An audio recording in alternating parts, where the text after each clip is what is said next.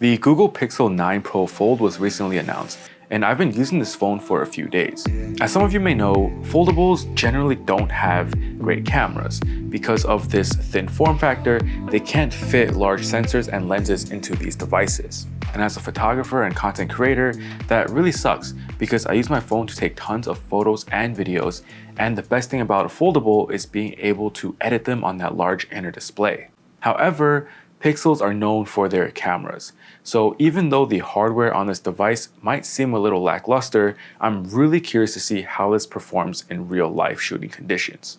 So in this video, I'm going to be showing you guys some POV footage of using this device to take street photography in New York City. We'll see how these cameras perform from indoors to outdoors, from day to night. And definitely stick around until the end, where we'll also dive into Lightroom and Pixel Peep at some of these photos. But before going further into this video, I want to state that I bought this phone with my own money to test out and review, and to see if I can use it as my daily driver. So this video is unsponsored and unbiased. As a small YouTuber, it's really hard to keep putting out these kind of videos, so if you want to support my channel, please give this video a thumbs up and subscribe as well. I have some high hopes for these cameras and I'm really excited, so let's just get right into it.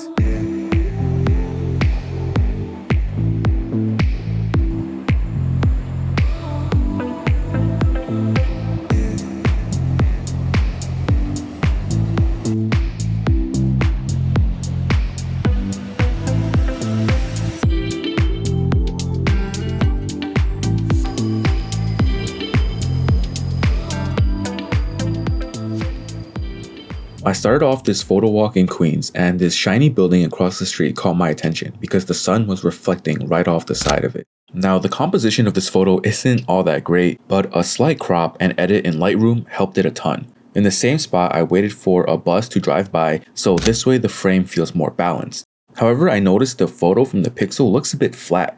It lacks some color and contrast. As I kept walking down this block, I noticed the subway tracks on the right are elevated, so you're able to take pictures of the trains as they drive by.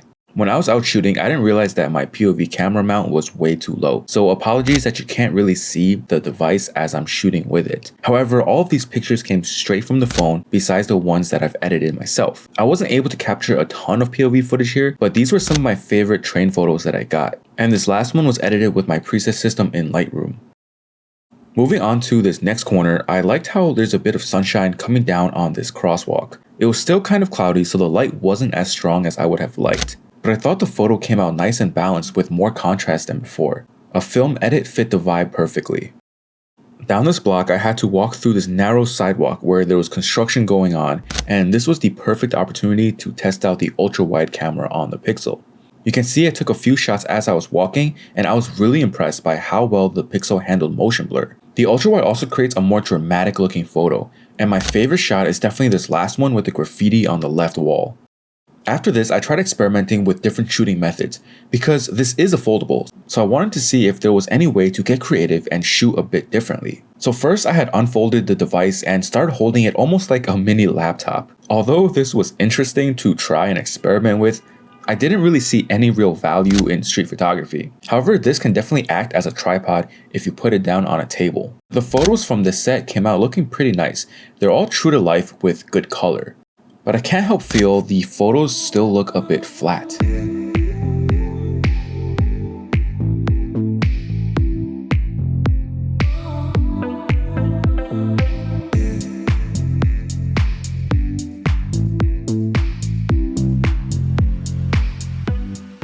On this next block, I noticed a ton of old posters hung up under this scaffolding. So I tried to take this cool shot shooting through the scaffolding, and you can see the Pixel really overexposes the shot. It's cool how the Pixel is able to lift those shadows, but it's way too bright for my preference, and it didn't look like this in real life. Walking under the scaffolding was also a really good opportunity to test out the macro mode with the ultra wide camera. So I got really close up to this poster, and you can see all of the little textures and fibers within this paper. However, it's only sharp in the middle and gets significantly blurrier as you get toward the corners. But as a macro mode, it's still impressive with how close you can get. Around this next corner, I really liked the greenery here, and it was a great opportunity to test out the different zoom levels of the pixel. You can definitely tell there is a loss of image quality when using the 2x digital zoom and 5x optical zoom. However, it's not nearly as bad as I expected, and honestly, the reach on the 5x zoom is definitely welcome. With the 5x camera, you're able to use that compression to create a nice tight frame, and that's really useful, especially in an urban environment where you can cut out all the unnecessary elements and compose your photo properly. Then I once again tried to experiment with different shooting methods. So this time I unfolded the device face down and I pointed the camera up, using the screen as a viewfinder at eye level. This was significantly more useful compared to what I was trying before with the laptop mode. This inspired me to try a different way, where I'm holding the phone with the screen face up and the hinge in front of me. In this orientation, you can look straight down at the screen like those old film cameras with the top-down viewfinders. This was really fun to play around with, and I realized that holding the device with both hands like this created a really stable platform. So I started adjusting the Pro controls to try and get some action pan shots. I was able to lower the ISO and shutter speed just enough to capture some motion. This first guy on the scooter zoomed by me and caught me by surprise, so the picture was a total fail. But after dialing in my settings, I captured a ton of photos of this delivery driver, and not all of them are keepers, but a couple of them seem pretty decent. I feel like holding the phone this way is definitely more stable for these panning shots. With this next photo, you can see how responsive the pixel is, and you can just spam that shutter button. I really like this shot, and a quick edit is able to bring out some more detail and texture. Lastly, here's a couple more panning shots that I captured in this area. I think holding the device unfolded like this really helped with these shots.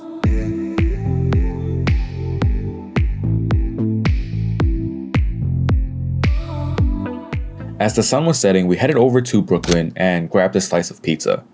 This was a great opportunity to test out the low light capabilities, especially in such a tight space with so many different things going on. Overall, I'm fairly impressed by both the photo and video quality coming out of the Pixel when it comes to low light. The 5x telephoto is definitely a lot softer compared to the main camera, but that reach is just so useful, and I think most people would be happy with it. For these low light shots, the Pixel definitely has a tendency to overexpose and bring up those shadows. The photos are nice and bright, and I think a lot of people would like that. For me, I had to manually adjust the Pro Control sliders to get some of these more moodier looking shots. But that's why having Pro Controls are so important, and why photography is really up to your own preference. For example, this shot could have been really cool with the green and the yellow neon lights, but the whole frame just becomes so bright that you really don't get those night vibes. With a quick edit, I was able to lower the exposure a little bit and create that mood. After this, we went by the water, and I was able to test out Night Sight Video Boost. It definitely helps brighten up the video, however, there is a lot more increased noise. Other nighttime video footage is a hit or miss, especially when zooming in past 10x. On a positive note, I was really impressed with the Night Sight capabilities in photos. In real life, this area was super dark, and Night Sight was able to bring up a ton of that detail that I couldn't even see in person. And again, here's another example where you can see it's fairly dark out, but with a Night Sight photo, the trees look so bright and detailed. Now that I'm by the water, I wanted to test out the long exposure mode. This feature is unique to Pixels, and honestly is one of my favorites. It allows you to create long exposure looking photographs without a tripod and ND filter. It does take a moment to capture and process, but it's well worth the wait. So I wanted to try again, and this one ended up being one of my favorite photos from the night. The compression from the 5x telephoto paired with the smooth water and light trails looks so cool. And a quick edit in Lightroom really ties it all together. And before leaving Dumbo, I had to take one more photo of the Brooklyn Bridge, and I wish there was someone in the foreground, but still it's a pretty cool looking shot.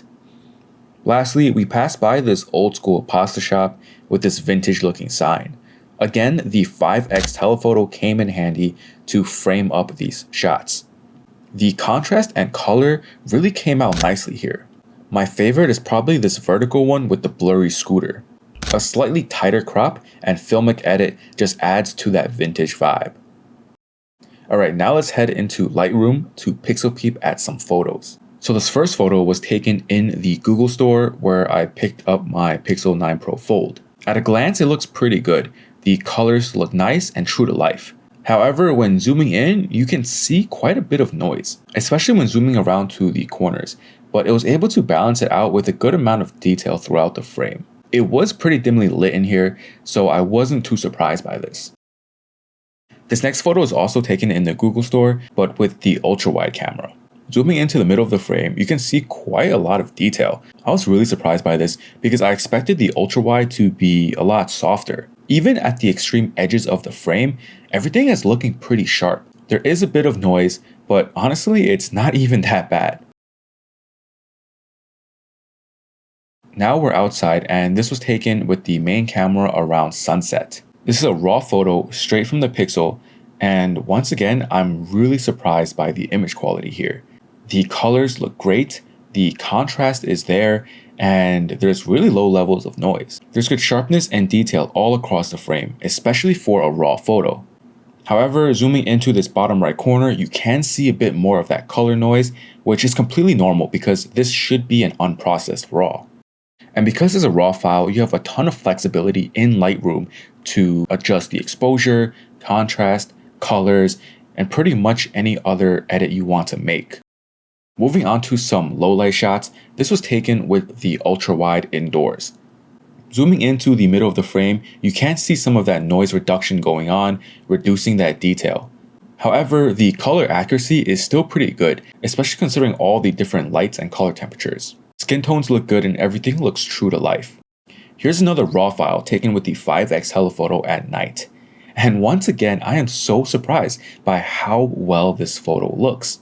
I thought it would be a lot noisier, a lot softer, because it's a RAW file. But honestly, this looks great straight out of the camera. I did use Pro Controls and manually adjusted the exposure, so it is a tad underexposed. But that's the style that I like, and this photo came out the way I wanted. Here's another low light shot taken with the main camera. You can see a good amount of detail in the center, and because I was pretty close to the pizza, you could see that depth fall off in front and behind the center of focus. The colors in this photo also looks really good, and the food looks appetizing, which isn't often the case with low light food shots.